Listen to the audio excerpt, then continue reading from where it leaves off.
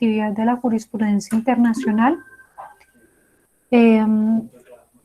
Nos quedaban entonces pendientes 3 grupos para realizar la presentación en clase. Tenemos el grupo de Juan Guillermo, de Camilo Moscoso y Juan Camilo Cuellar, el grupo de María Alejandra Urrego y Manuela López, y el grupo de Víctor Hugo Vargas. ¿Listo? Entonces, en la última sesión, Camilo Cuellar, ¿no?, me había dicho que querían continuar. ¿Está el grupo de Juan Camilo presente? Profe, sí, señora. Aquí estoy. Sí, profe, buenos días. Juan Camilo, tiene silenciado el micrófono. ¿No me escuchas, profe? Hola, hola. Profe, Profe, ¿no nos escucha? No Profe. lo escucho. Profe. ¿Están ahí, amores? No los escucho. ¿Me oye? ¿Me escuchan? Bien. ¡Me siente! No, no los escucho. Oye, puedo acabar la grabación. Regálenme un minuto, voy a salir y volver a entrar. A ver si de pronto fue la configuración, como en la entrada casi no logro entrar, de pronto fue por eso. Denme un minuto, me voy a desconectar y voy a volver a entrar. Los audífonos, profe, de pronto, cámbialo.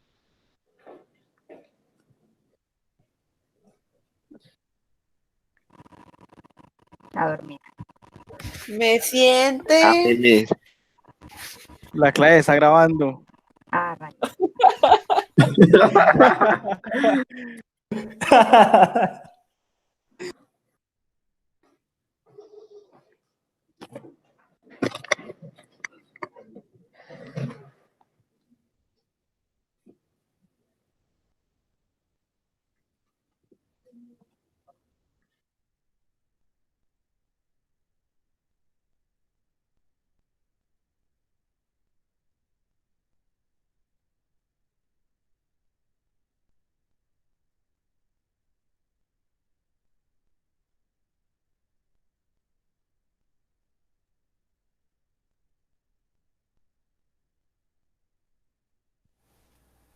Chicos, ¿me escuchan ahí? Profe. sí, señora. Profe, señora, ¿nos Sí, escucha? profe. Profe, ¿se nos escucha a nosotros? No, la profesora todavía no nos escucha. Profe.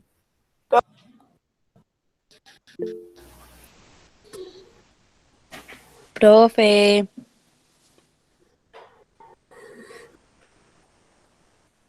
Bueno, muchachos, continuamos la próxima sesión. ¿Están ahí, mis vidas? ¿Están ahí?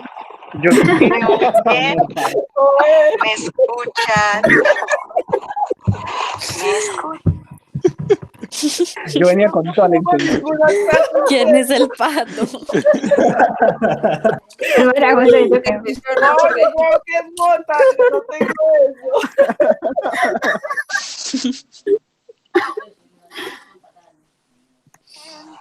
Me escuchan, me oyen,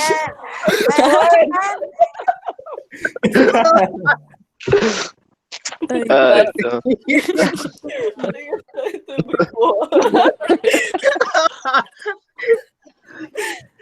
Ay.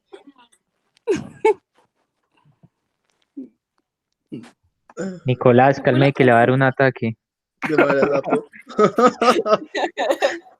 Oye, con la profe. Profe, ya no escucha. Ya, ahora sí los escucho. Hola, Me profe. tocó conectarme con el celular, pero sí, ya los escucho. Profe, Bueno, me profe. apagué y volví a aprender el computador, no sé, quizás fallas técnicas. Es por el computador, profe. Tiene que apagarlo y volverlo a aprender. A veces me pasa a mí también lo mismo, profe. Sí, Pues si ok. quieren la esperamos, profe, para que esté más cómoda. No, vamos a ir iniciando porque se nos está yendo el tiempo, para que por lo menos alcancemos a escuchar a los 3 compañeros que nos faltan. Entonces, ahora sí, Juan Camilo, ¿qué me decía? Profe, no, pues que ya vamos a empezar con la exposición. Listo, adelante, adelante. Mosco, inicio. Listo, profe, ¿nos escucha? Bien. Sí, sí, los escucho. Listo, entonces el nombre del caso es caso Poblete, Vilchis y otros versus Chile. Poblete Vilches, sí. Eso. Bueno, profe. El organismo que profirió el fallo fue la Corte Interamericana de Derechos Humanos, sentencia de 8 de marzo de 2018. Y a continuación seguimos con los hechos, o los síntesis de los hechos. Bueno, profe, más que todo, los hechos tratan sobre un señor pues llamado Vilchez que murió a la edad de 76 años el 7 de febrero del 2001. El 17 de enero ingresó al Hospital Sotero de Río debido a una insuficiencia respiratoria grave, donde duró 4 días en la UCI, es decir, en la unidad de cuidados intensivos. Cuando se estabilizó y fue trasladado a medicina general, el 22 de enero ingresó a cuidados intensivos quirúrgica, donde fue amarrado a cables de sonda y bajo efectos de sedantes. Los familiares lo visitaron el día 23, el cual el señor solicitó que lo sacaran debido a que en el hospital lo estaban matando. La familia advirtió que no era posible hacerle una intervención quirúrgica al señor por razones de que padece de diabetes. El día 26 de enero, el señor tenía 3 grandes heridas de las cuales salía un tubo. El señor no dio su consentimiento debido a que estaba en estado de inconsciencia. El 2 de febrero del 2001, los familiares recogen a su padre para llevarlo a su casa debido a que los médicos dicen que se encuentra bien. Ellos lo notaron en mal estado, pero ningún médico prestó atención a las indicaciones de la familia. Para trasladarlo tuvieron que contratar una ambulancia privada, debido a que no habían ambulancias disponibles. El 5 de febrero llamaron nuevamente al hospital por una elevada fiebre que el señor estaba sufriendo. De ahí en adelante, hasta la muerte del señor Poblete, el hospital hizo una total desatención al caso debido a que según las palabras del médico tratante, no iba a durar más de 7 días. Se realizaron querellas criminales, mediaciones y procedimientos administrativos. Entonces aquí yo Los mi derechos, compañero va a continuar con los derechos presuntamente violados. los derechos presuntamente violados que podemos extraer del caso son derecho a la salud y a la vida. Luego seguimos con el análisis de la instancia judicial y luego seguimos con las recomendaciones. Pues digamos que el análisis que hizo la Corte es que en efecto el Estado, digamos, había violado el derecho a la salud del señor, pues en el entendido de que no tomó las medidas necesarias para brindar un efectivo tratamiento al paciente. Esto se conecta directamente, digamos, con la integridad personal de la persona debido a que le hicieron ciertas intervenciones sin el consentimiento de él mismo o de los familiares. Y obviamente pues se conecta con el derecho a la vida. Hay que entender, digamos, no solo el derecho a la salud como la ausencia de una enfermedad, sino también como el bienestar físico, mental y social, y pues entendiendo de que el Estado no cumplió unos estándares mínimos de atención y aún más teniendo en cuenta la avanzada edad del paciente. Y también terminando con una directa violación a las diligencias judiciales, debido a que en el momento en que agotaron las instancias judiciales, la familia del señor, siempre las respuestas eran que no se encontraba, digamos, como una conexidad entre la muerte del paciente y la desatención o la cadente de atención médica que recibió. La resolución del caso es que la Corte declara la responsabilidad del Estado y declara una reparación a la familia por lo que pasó. La comisión concluye que el Estado era responsable por la violación debido a que directamente violó derechos que se encontraban en las convenciones. En este caso, en la convención a la cual se presentó pues, la denuncia. Que es el derecho a la salud en el artículo 13 en su literal B, en el derecho a la vida establecido en el artículo 4, a la integridad personal en el artículo 5 y a la protección judicial en el artículo 25. Hay que tener en cuenta también el derecho a la salud que está en el artículo 26 y con obligaciones establecidas en el artículo 1.1 del mismo instrumento. En los cuales pues, se encuentran violentados también los derechos de la familia que presentó esto. A continuación las recomendaciones que dieron en la decisión. Bueno, Perdona, un segundo antes de que lleguen a esta parte. Recuerden que la Corte Interamericana, a diferencia de los comités, no da recomendaciones, sino que ya la Corte da unas órdenes, ¿no? En el sentido en el que es una sentencia judicial, ¿no? Y al ser una sentencia, pues es un fallo con carácter vinculante, ¿sí? Entonces, las decisiones de la Corte no tienen la categoría de recomendaciones como si los tienen las decisiones de los comités, sino que aquí ya es el fallo, ¿no? La decisión que tomó la Corte y a partir de ello, pues las órdenes sí, las órdenes que le realiza al Estado frente al caso.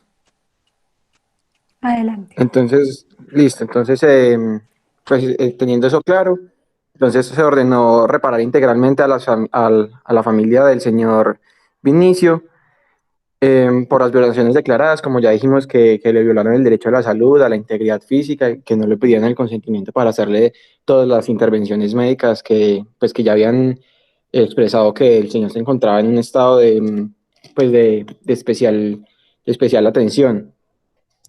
Asimismo, realizar una investigación para que la familia pueda tener un esclarecimiento de los hechos y imponer las sanciones pertinentes, puesto que administrativamente, donde atendieron al señor, no se tuvieron los cuidados ni los procedimientos internos para pues, atender de manera concordante o adecuada a la situación del paciente. Asimismo, presentar una revisión a los estándares del hospital y una eventual capacitación a los ordenadores judiciales referentes a las violaciones de derechos en la salud.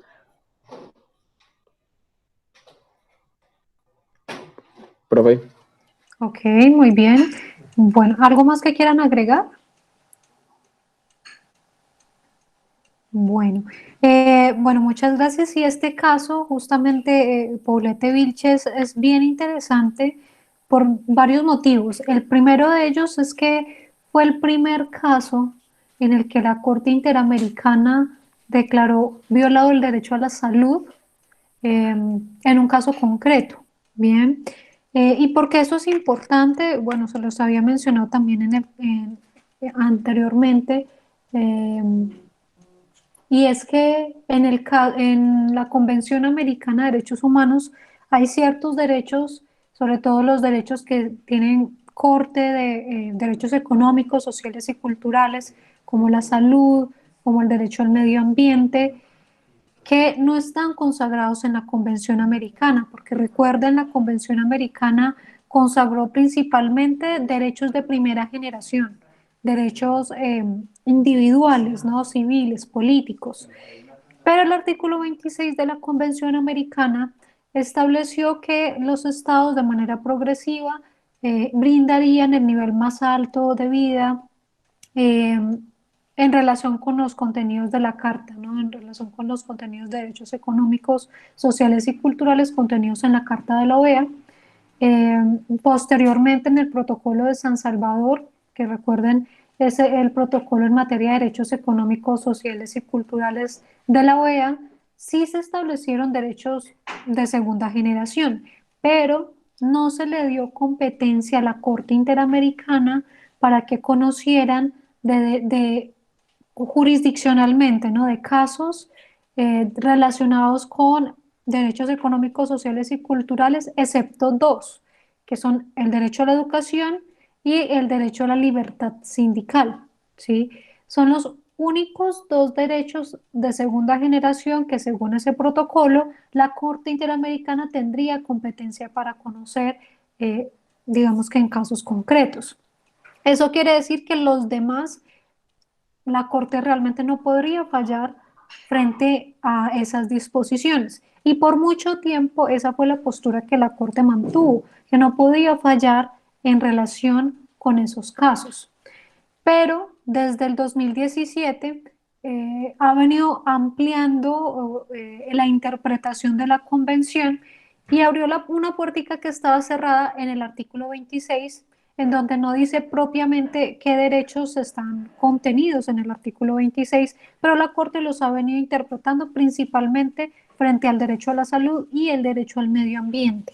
Bien, entonces es interesante porque han sido decisiones controversiales en el sentido de preguntarse si realmente la Corte tiene o no tiene competencia para hacerlo. La Corte lo ha hecho, ¿no? Pero por supuesto hay contradictores, hay quienes estiman que se está extralimitando en las funciones porque la Convención no le dio expresamente la facultad para fallar en ese sentido. Sin embargo, pues la Corte ha entendido que son posturas que debe llegar a tomar por la realidad de los derechos humanos que se está presentando en la región. Todos saben que el derecho a la salud es uno de los derechos más vulnerados, no solamente en Colombia, sino también a nivel Latinoamérica e incluso en muchas otras partes del mundo. Bien, entonces esa es la relevancia que tiene este caso, un caso polémico desde el sentido que les acabo de plantear. Eh, por un lado, que le reconoce el derecho a la salud como un derecho autónomo, ¿sí?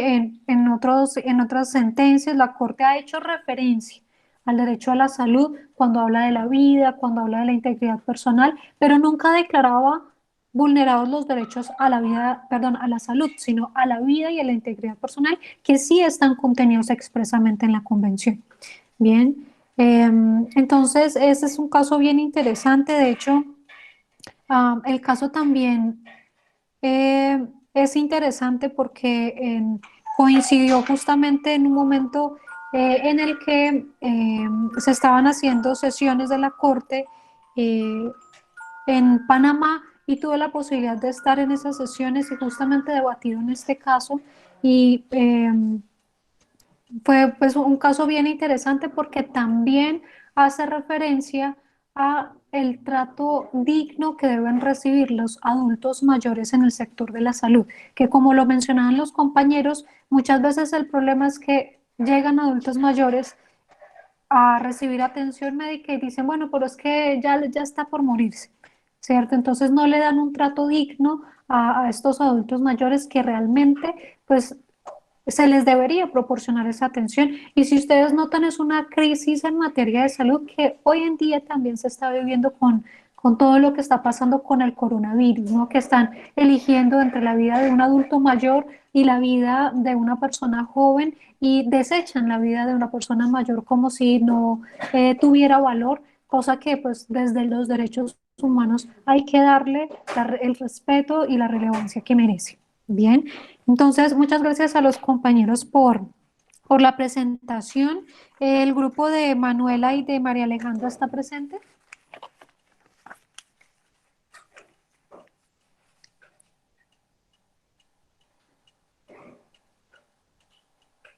Profe, sí, pero nosotros le enviamos video. Ah, ok, listo. Víctor Hugo se encuentra presente. Ahorita vi que se conectó, pero no sé si siguen, bueno, acaba de desconectarse. No sé si tiene algún problema de conexión. Bueno, entonces, mientras Hugo se vuelve a conectar, bueno, ahí volvió a conectarse.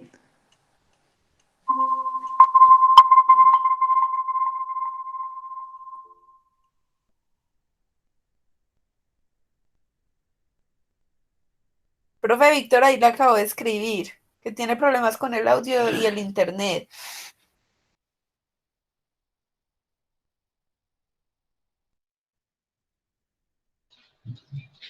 Ok, a ver, miramos acá. Sí, eso estoy viendo porque a lo largo de la sesión Se ha estado conectando y desconectando. Víctor, entonces yo te recomendaría que trataras de grabar el video y de remitirlo, porque a menos que, bueno, si quieres hacemos un intento a ver cómo te va con el sonido, pero si no, entonces yo te recomiendo que grabes el video y lo remitas porque por efectos de conexión puede ser complejo. O si listo. O si quieres, pues te llamo y te pongo acá en altavoz como para que los compañeros puedan escuchar pues tus comentarios frente al caso que te correspondió. No sé qué prefieres.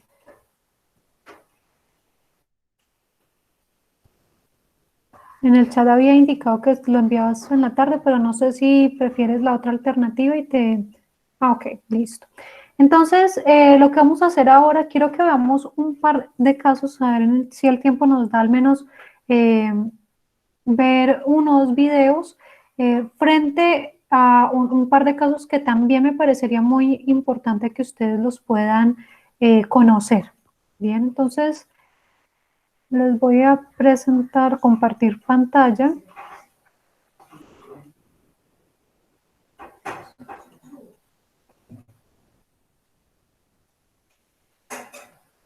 Ok, y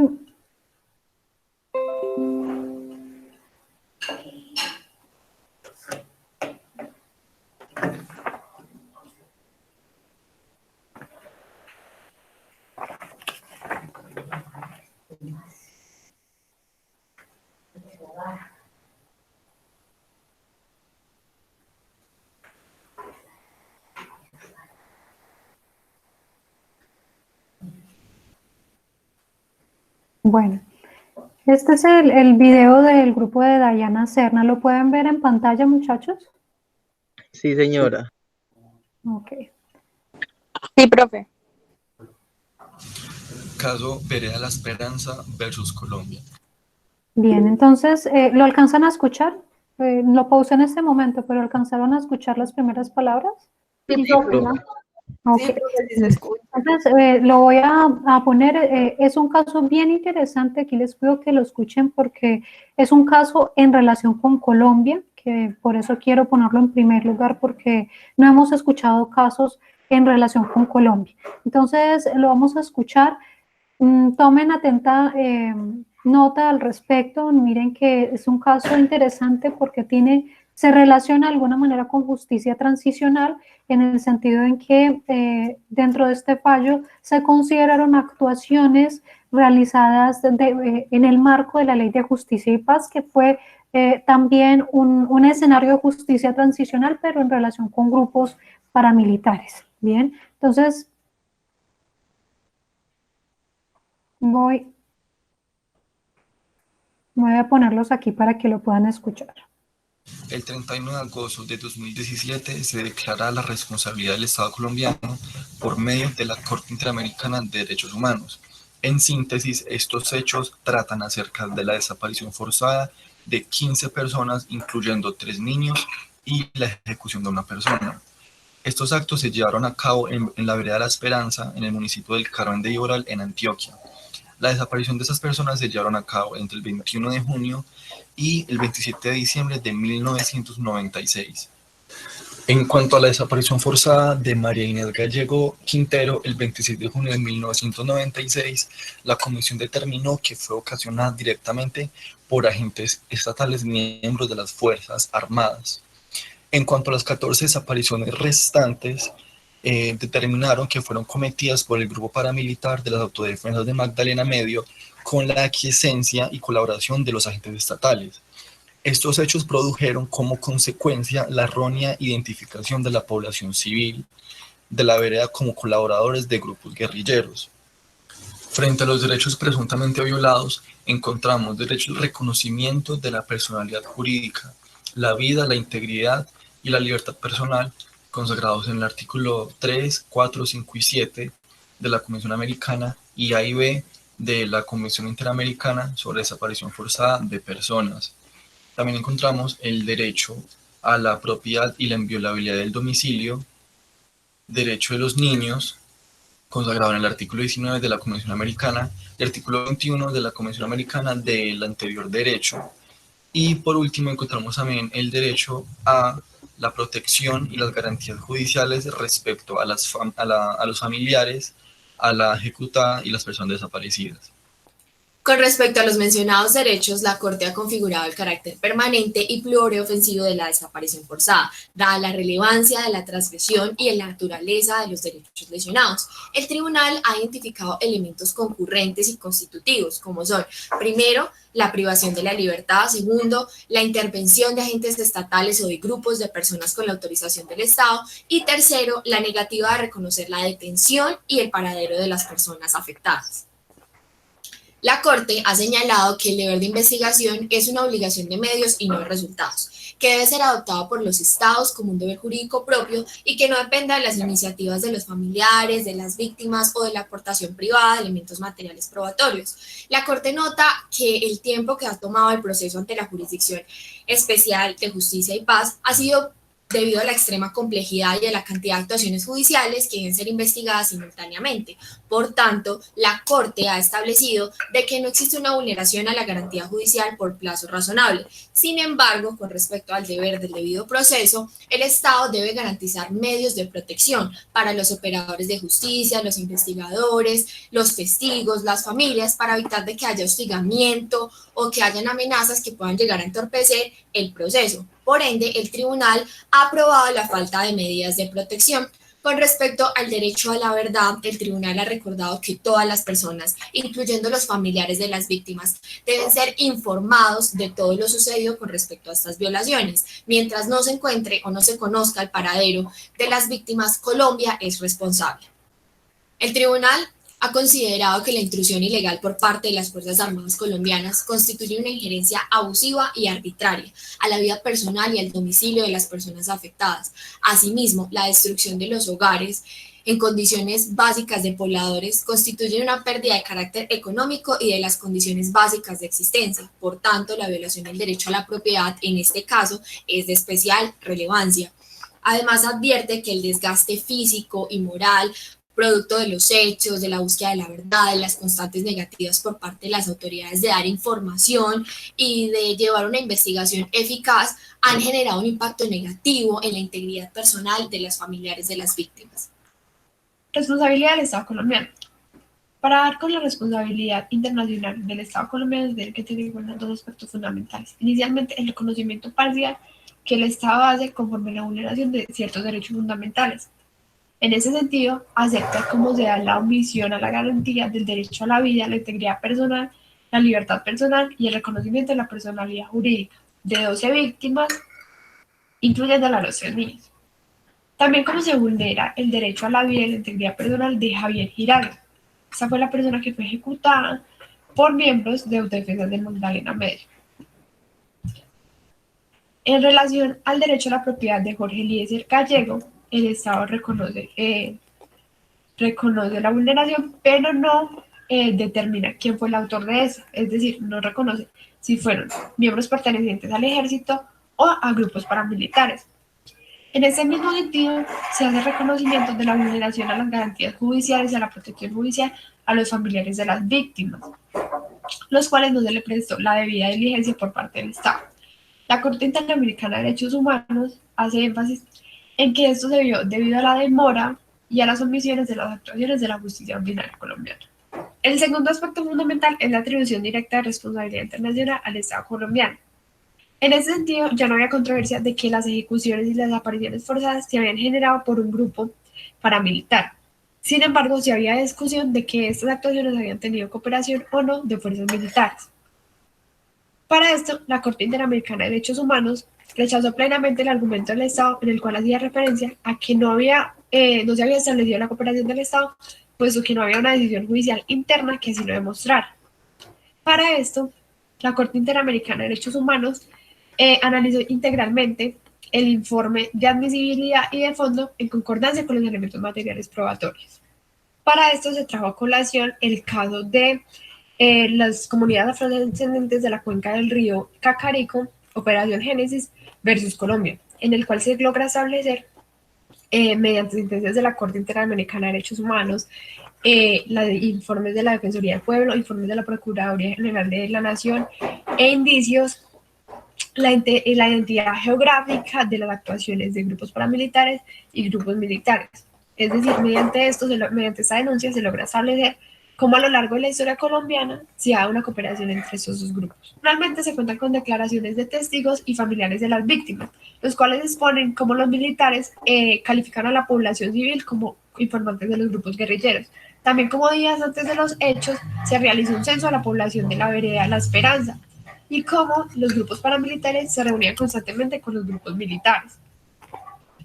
Esto último lo afirma el ex paramilitar Ramón Izaza, el cual expone cómo su hijo fue el encargado de la operación y días antes de su ejecución se reunió con miembros de la fuerza militar, los cuales prestaron pleno apoyo para ejecutar esas acciones delictivas. La Corte Interamericana de Derechos Humanos logró establecer la responsabilidad internacional del Estado con base en tres aspectos.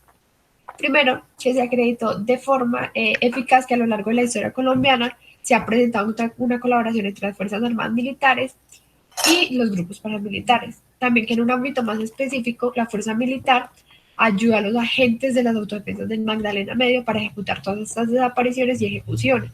Y por último, que existe prueba testimonial que aclare y que acredite los hechos del caso concreto. Esta corte considera como parte lesionada a las víctimas directas y a los familiares que en realidad van a ser los beneficiarios de las recomendaciones. La corte ordena continuar con las investigaciones y los procesos judiciales en curso, realizar un acto de reconocimiento de responsabilidad internacional, brindar gratuitamente y de manera prioritaria tratamiento de salud y psicológico a las víctimas que así lo requieran, otorgar becas para realizar estudios en universidades públicas para los hijos de las víctimas, pagar la cantidad fijada por los daños materiales e inmateriales, por el reintegro de las costas y los gastos, y también lo correspondiente al gasto del Fondo de Asistencia Legal de Víctimas.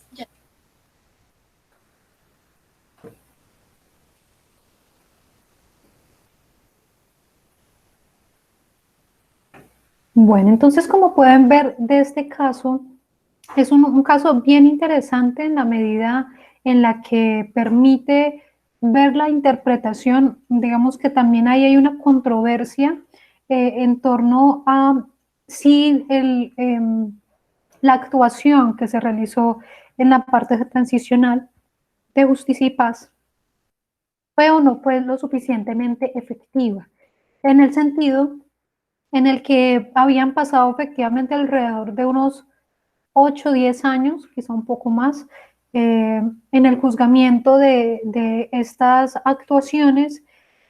Por supuesto, la Corte Interamericana lo que ha indicado también es que se debe establecer la complejidad del caso, por eso los compañeros lo mencionaban, ¿no? Que dependiendo de la complejidad del caso, de esa misma manera se entiende si el tiempo que ha pasado durante el juzgamiento es razonable o no. Entonces, por ejemplo, no es lo mismo el nivel de complejidad de un caso de justicia transicional a, por ejemplo, el caso de, por ejemplo, un hurto. No es lo mismo investigar un hurto a investigar un homicidio. No es lo mismo investigar unas lesiones personales a una desaparición forzada, ¿no? En teoría, lo que se entiende es que son casos que ameritan un estudio más profundo y por lo mismo también más tiempo para poder lograr el objetivo. Entonces, por lo mismo, y ahí les hago una precisión, porque de pronto en exposiciones previas no lo han mencionado, y es llamémoslo así, la contraposición entre los derechos que se alegaron como vulnerados y los derechos por los cuales el Estado fue efectivamente declarado responsable, porque ahí hay una diferencia grande entre lo uno y lo otro. ¿Por qué? Porque porque hay una diferencia, pues justamente porque mientras en un caso en el que yo esté alegando una presunta responsabilidad, es la Corte la que finalmente termina determinando si efectivamente se dio esa vulneración. Entonces yo podría haber alegado la vulneración de 10 derechos, pero al final la Corte determinar que solo se violaron 2 o 3, por ejemplo. Entonces eso para aclarar quizá una confusión que pueda haber en ese sentido, porque Muy buenas noches. Porque alegar una violación a un derecho no es lo mismo que efectivamente se encuentre vulnerado ese derecho. Bien. Bueno, muchachos, ¿hay alguna pregunta hasta aquí? No, señora. Bueno, entonces para terminar la clase vamos a ver un último video de los compañeros para que con esta parte cerremos como esta introducción al sistema interamericano y en la próxima clase pues ya empecemos propiamente a hablar del sistema interamericano. Entonces les voy a compartir acá nuevamente la pantalla.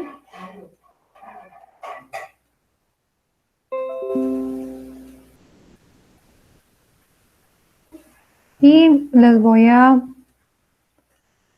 presentar aquí. Este es el caso del grupo de María José, que también es un caso interesante. A nosotros el tema que nos correspondió del análisis de la jurisprudencia fue el de las comunidades afrodescendientes desplazadas de la cuenca Río Cacarica. El organismo que profirió el fallo fue la Corte Interamericana de Derechos Humanos. La sentencia del 20 de noviembre del 2013 y los hechos fueron los siguientes. La operación militar llamada Génesis, que se llevó en febrero del año 97, así como de grupos paramilitares y autodefensas unidas de Colombia, realizadas en días cercanos en la cuenca Cacarica. Se dieron desplazamientos forzados de comunidades afrodescendientes que han habitado ancestralmente territorios de la cuenca Cacarica.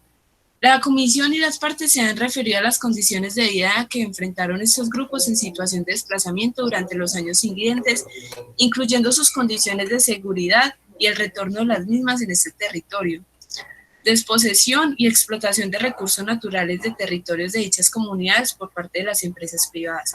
A continuación, mi compañero les va a mostrar los derechos presuntamente violados. Les va a contar. Bueno, los derechos presuntamente violados aquí en el trabajo son 4 derechos. Esos derechos serían, el primero es el derecho a no ser desplazado y a la integridad personal, el segundo sería el derecho a la protección de la familia, el tercero serían los derechos de las niñas, niños y adolescentes, y por cuarto sería otros derechos o que son otras violaciones que son alegadas dentro de esto, pero debe hacerse una claridad. Se mencionan los artículos 17, 19, 24, el 1 en su primer numeral, el 11 en su segundo numeral de la convención, ¿sí? ¿Qué es lo que sucede? El tribunal reconoce y no reconoce algunos de estos derechos que se alegan por parte pues, de que están incluidos en la convención. ¿Qué se quiere decir con esto? Pues que el tribunal, por ejemplo, los derechos que se encuentran consagrados en el artículo 5, en el artículo 17, artículo 19 de la convención, sí los acepta. ¿De qué forma? De que el Estado no los ha garantizado a las personas pues, que objeto pues, de esta sentencia. Pero los demás derechos que son alegados ahí, que están consagrados en otros artículos de la convención, no son aceptados por el tribunal debido pues a que ya han sido analizadas muchas veces o que tienen mucho análisis pues en esa materia de esos artículos. Entonces, por ese motivo, el tribunal decide decir que no, que por esa razón no los reconoce como vulnerados o presuntamente violados, ¿sí? Por el análisis que hay al respecto de cada uno de estos. Los demás derechos, los que ya mencioné, sí han sido reconocidos por parte del tribunal en esta sentencia. ¿Listo? Bueno. Los dejo con mi compañero que sigue con la resolución del caso.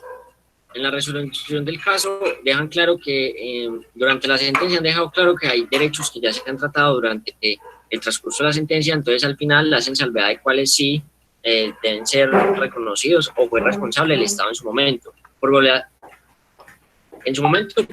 violación de los derechos a la integridad personal y desplazados forzadamente. Otro es por la violación a los derechos a la vida y a la integridad personal.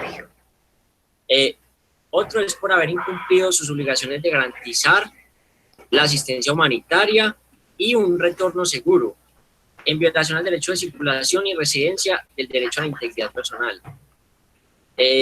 Además, por la violación del derecho a la integridad personal, que en este lo separan porque el otro lo hacían como en una mezcla de dos derechos, pero acá lo hacen separado, más general. Y también otro derecho es la violación del derecho a la propiedad colectiva y la violación de los derechos a las garantías judiciales y a la protección judicial.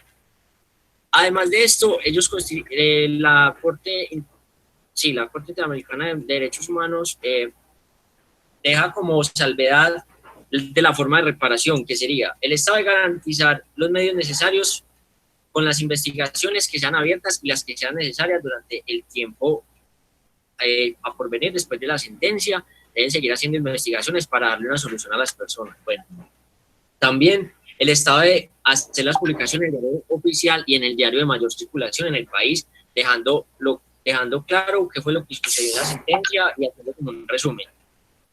Debe realizar un acto público de reconocimiento de responsabilidad internacional por los hechos ocurridos. Debe brindar el tratamiento médico adecuado y prioritario que requieren las víctimas.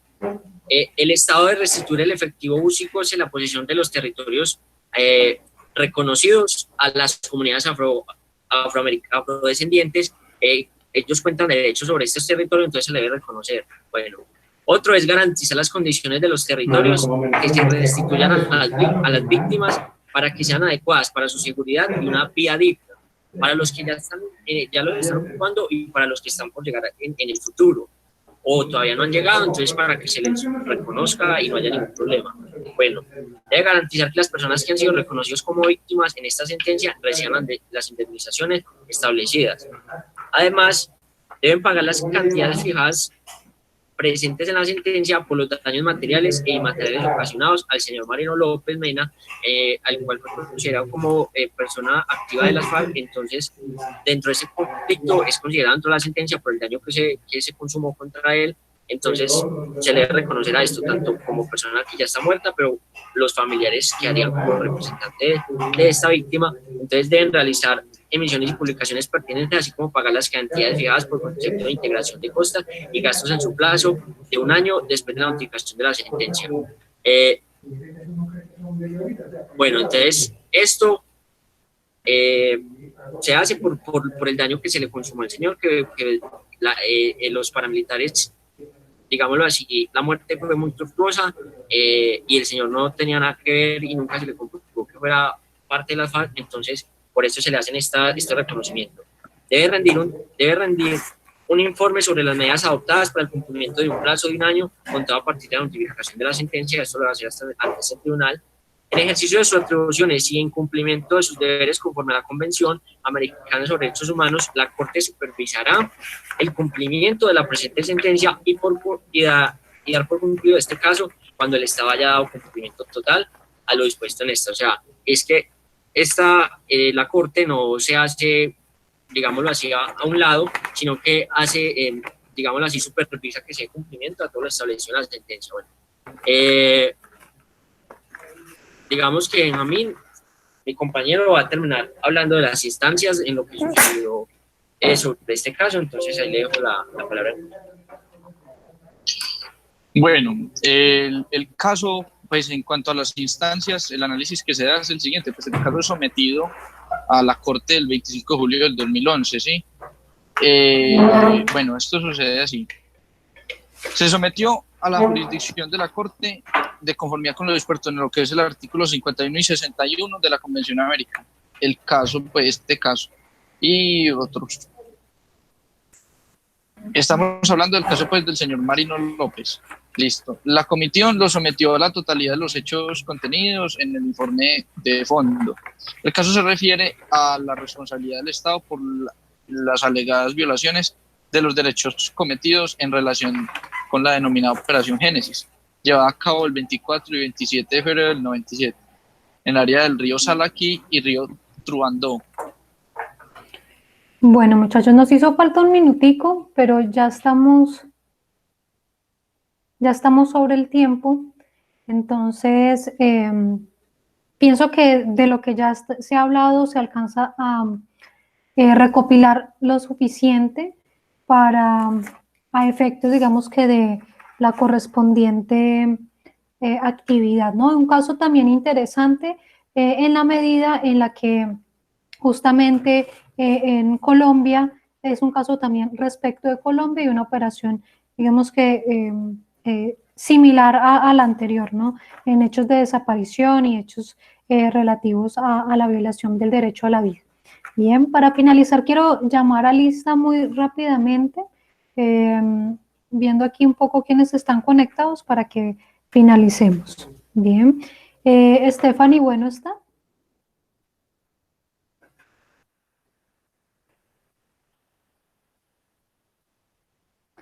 Bueno, Camilo Camargo, ¿está?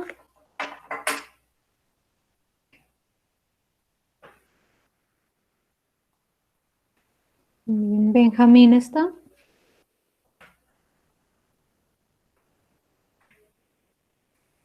María José.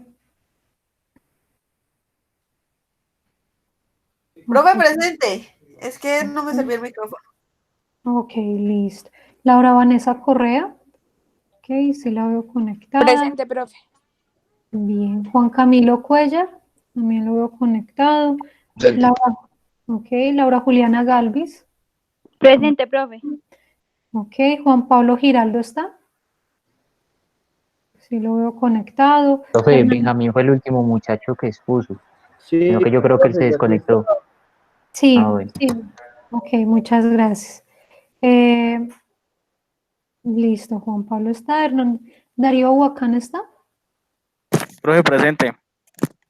Ok, Nicolás Herrera se encuentra. Yo, profe. Ok, Julián Mauricio Jaramillo. También lo veo. Yo, profe. Ok, Natalia Latorre. Ok, sí la veo conectada. Manuela López está. También la veo conectada. Julián Mauricio Marín. Profe, es que él tuvo un inconveniente en la casa y tuvo que desconectarse un poquito más temprano, pero él sí estuvo casi toda la sesión. Ok, listo, gracias. Valentina Martínez está. Ok, sí la veo conectada. Sí, Camilo. profe, presente. Ok, Camilo sí está. Julián Antonio Mota. Profe, él se encuentra sin energía, él nos escribió por el grupo de WhatsApp de unos compañeros. Ah, ok, listo. María Valentina Osorio está. Ok, Sí, sí la veo profe. conectada. Bien, Juan Felipe Ríos. Presente. Ok, Valeria Romero también está conectada. Listo, gracias. Dayana Serna está. Ok, ya vi el mensaje. Juan Guillermo Sierra. Presente, profe. Ok, Rafael Soto. Hola, profe, presente. Ok. María Alejandra Urrego. Profe, presente. Ok, Víctor Hugo Vargas, él nos contestó ahorita. Y Lina Marcela Villa está. Sí, profe. Ok, perfecto. Listo, muchachos. Muchas gracias entonces por la participación el día de hoy. Nos vemos entonces el día lunes. Listo, gracias, profe. Chao. Muchas gracias, profe. Bueno, muchachos, que estén No, muy bien. profe, Feliz gracias. día. Bueno, hasta luego. Hasta Muchachos. luego, profe, gracias. Hasta luego.